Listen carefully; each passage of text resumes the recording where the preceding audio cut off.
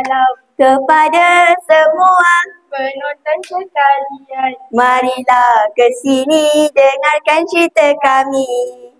Hai semua, saya Safia binti Muhammad Hainisam Dan saya Rahasa Dua binti Muhammad. Kami dari kumpulan S Sainster ingin berkongsi tentang satu kuasa hebat yang sangat penting dalam kehidupan kita bertajuk Keajaiban Tekanan Udara.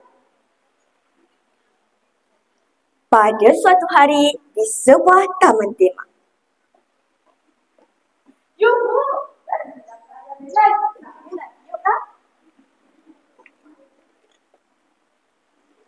Wow, balon awak mengembang menjadi besar. Kenapa boleh macam tu? Awak nak tahu kenapa?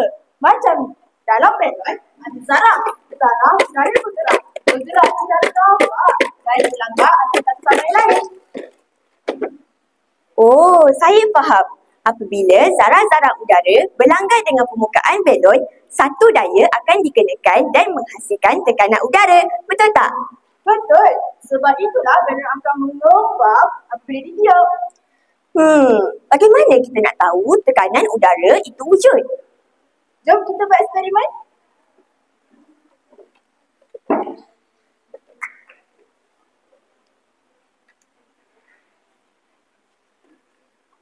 Di atas meja ini ada segelas air yang penuh dan sekeping kad tebal. Sebalikkan cawan dengan kad tebal, kemudian alihkan tangan daripada kad tebal secara perlahan-lahan. Wow, awak buat silap mata. Kenapa air tak tumpah? Sebab udara dari bawah menolak kad ke atas. Tekanan udara itu menahan kad dan menyokong kad dan menahan air daripada jatuh.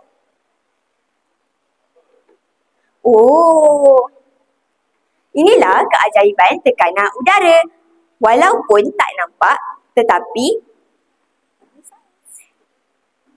ini sebenarnya ialah sains.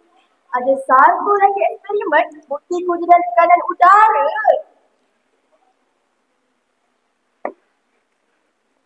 Ini botol air ajaib.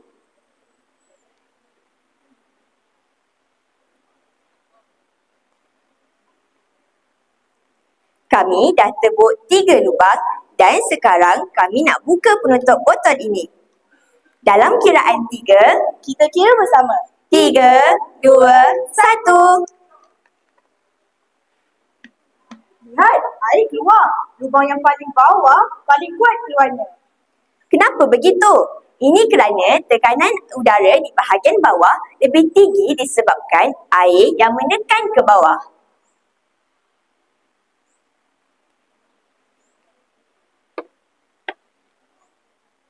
Bila penutupnya dibuka, udara masuk dan menolak air keluar. Lebih dalam air, lebih kuat tekanannya. Wow, awak telah membuat satu inovasi. Botol ini boleh dijadikan sebagai alat membasuh tangan. Wow, menariknya. Melalui 2 eksperimen ini, kita dapat lihat sendiri kuasa tekanan udara. Walaupun tak nampak, tetapi tekanannya sangat kuat. Inilah keadaan sains. Kita bukan sekadar belajar, tetapi juga mengalami sendiri fenomena menarik ini. Udara ada di merata, udara juga tidak dapat dilihat. Semua benda ada tekanan udara. Bagaimana? Apakah tekanan udara? Terhasilnya disebabkan oleh daya. Ia bertindak atas satu permukaan akibat pelanggaran zarah udara. Kesimpulannya, sains bukan hanya dalam buku tetapi berlaku setiap hari di sekeliling kita. Dengan memahami konsep tekanan udara, kita dapat menghargai keajaiban Tuhan dan juga memberikan ilmu untuk menyelesaikan masalah harian. Sekian sahaja persembahan kami. Tekanan udara sains hebat. Terima kasih.